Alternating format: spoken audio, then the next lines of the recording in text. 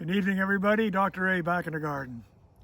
And welcome back to Stories of the Legends of the Garden.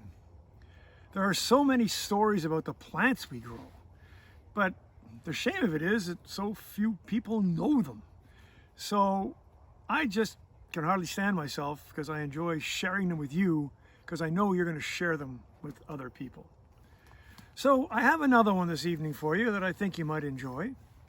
Particularly some of those people who might be close to my age, 45, 50, whatever.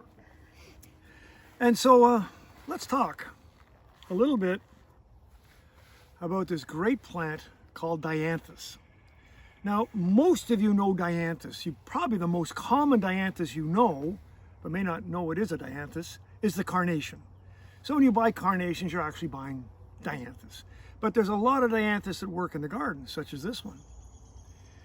But if you look closely at this flower, its common name, and there's lots of common names, carnation is one of them for one of the groups, Sweet William is another one for a different group, but in general, all of the carnations are referred to as pinks. Now, some of them are pink, and some of them are red, and some of them are bicolors. So they're not all pink, and you wonder, why the heck are they all called pinks? Well, if the camera comes in closely and look at the petals, you'll notice that all the petals are serrated, like the edge of a saw, as if they have been cut with pinking shears. And that is where pinks get their names, not from the color, but from pinking shears.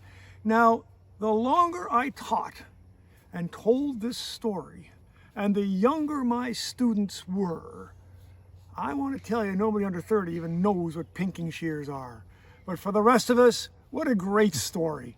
And hey, Mom and Grandma, bring your grandkids and your kids out with a pair of pinking shears and show them how pinks got their names.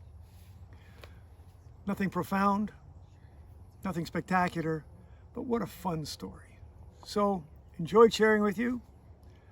I'll see you down the garden path. Until we meet again, enjoy the garden.